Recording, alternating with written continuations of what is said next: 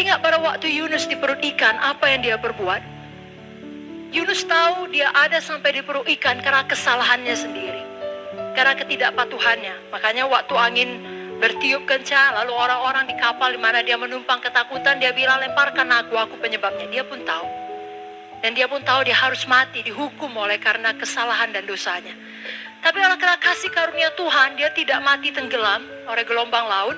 Tuhan mengirimkan ikan yang besar untuk memakan dia, dan dia tetap hidup, tidak digigit. Ya, bayangkan hidup di dalam perut ikan. Tapi saudara tahu, walau dia ada dalam perut ikan, dan dia tahu itu karena kesalahannya, dan kemungkinan besar dia pasti akan mati. Tinggal menunggu waktu saja. Dia tidak tahu kapan akan dia keluar. Apakah yang dilakukan Yunus? Mari kita buka Yunus pasal 2. Kita baca langsung ke ayat 9 dan 10. Tetapi aku dengan ucapan syukur akan kupersembahkan korban kepadamu. Apa yang kunazarkan akan kubayar. Keselamatan adalah dari Tuhan. Lalu berfirmanlah Tuhan kepada ikan itu, dan ikan itu pun memuntahkan Yunus ke darat. Di ayat sebelumnya, Yunus tak mengucapkan apa saja.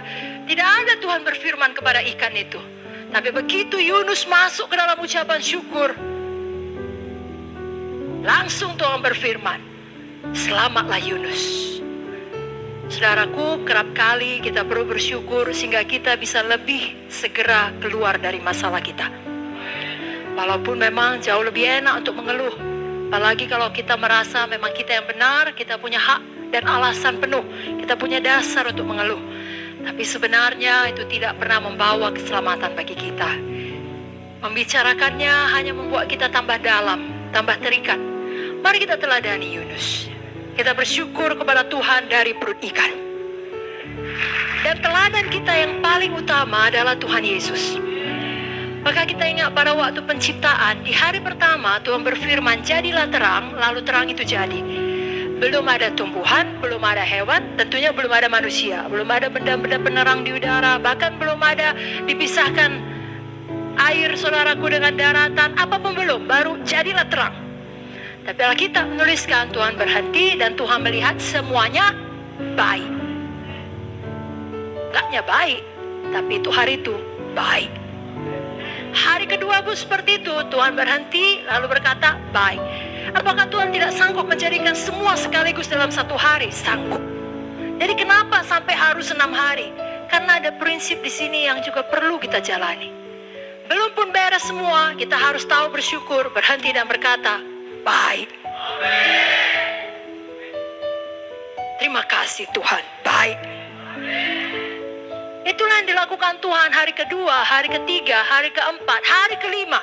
Sampai hari keenam dia menciptakan Adam. Lalu Tuhan berhenti dan Tuhan berkata, sungguh amat baik. Kalau mau sampai kepada sungguh amat baik, belajar berhenti 1 hari dan berkata, baik. Terima kasih Tuhan. Besok lagi, baik. Terima kasih Tuhan. Baru akan tiba waktunya, Tuhan tidak pernah terlambat, saudara akan sampai kepada sungguh amat baik. Kalau tepuk tangan semuanya, sungguh amat baik. Jadi hari ini, ingat untuk bersyukur dari perut ikan. Ingat untuk bilang baik tiap hari. Untuk bersyukur kepada Tuhan. Kalau kita terus mengeluh, kenapa orang tuaku gak selamat juga? Kenapa keluargaku masih juga hatinya keras? Kenapa begini, kenapa begitu? Masing-masing kita punya kenapa.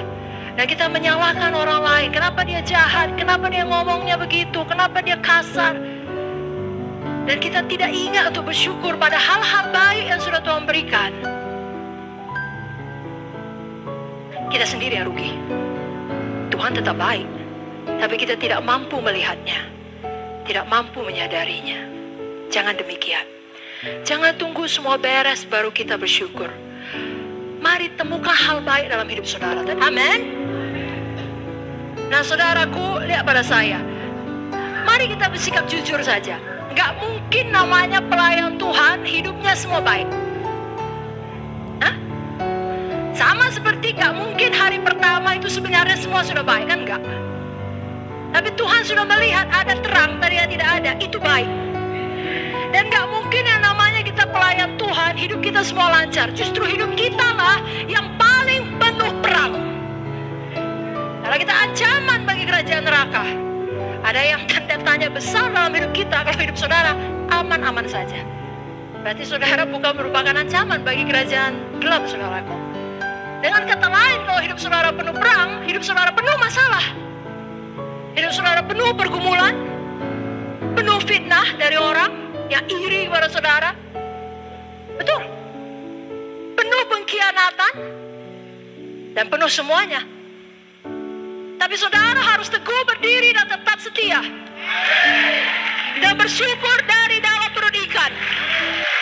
Dan berkata ini baik. Dan tidak menyerah. Dan sedapat mungkin saudara praktekkan sukacita Tuhan kekuatan saudara.